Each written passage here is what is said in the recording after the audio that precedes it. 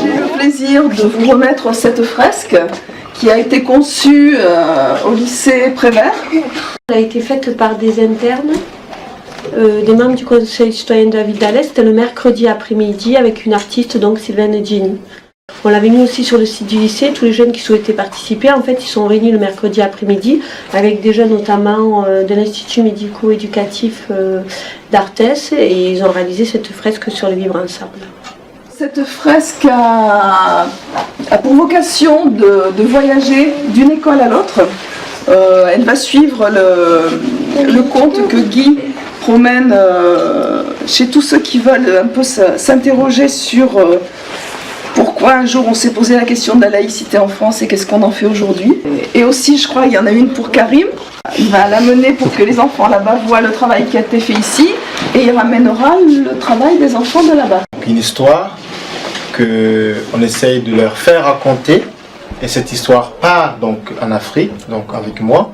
Je vais là-bas dans des écoles aussi avec des instituteurs pour que les enfants là-bas continuent l'histoire, pour qu'ensuite ça revienne ici. À partir du conte que tu nous as raconté, Guy, on a donc imaginé que la classe se partageait en 3 peuples différents.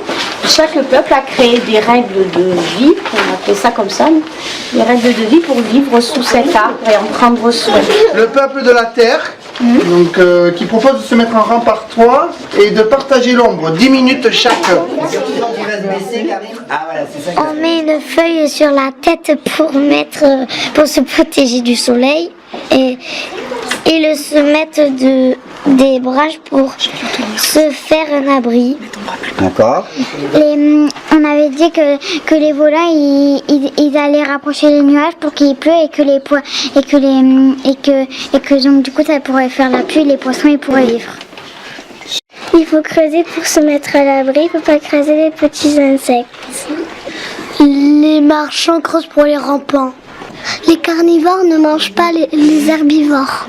C'est une réflexion de 2, 3, 4 séances. Ça a été un petit peu difficile de faire émerger quelques...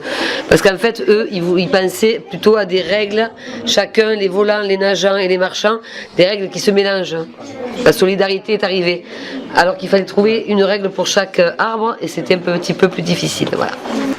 Les castors doivent faire des ponts et des cabanes pour les autres peuples. Ne pas s'en prendre à plus petit que soi. Être solidaire. Faire des passages souterrains pour les rampants.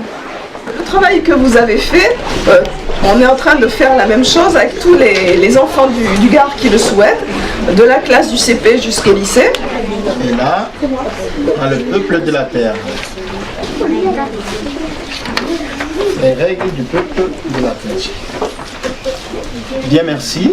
Et quand je vais revenir donc en janvier, donc ça sera pas avant fin janvier pour les réponses, mais moi je reviens avant, pour qu'ils puissent vous répondre tous là, à tout ce que vous avez fait pour continuer l'histoire. Et ça va repartir de nouveau et revenir fin mars pour le pestacle de juin. Nous remettons dans le cadre du travail engagé par Guy et avec le soutien donc, du conseil départemental autour de la laïcité, et en lien avec Karim qui travaille de son côté au Burkina Faso, ces maisons qui ont été réalisées et qui vont servir d'appui et de soutien aux contes qui voyagent entre les écoles et entre les pays. Et qui va passer, qui va arriver dans notre école. C'est juste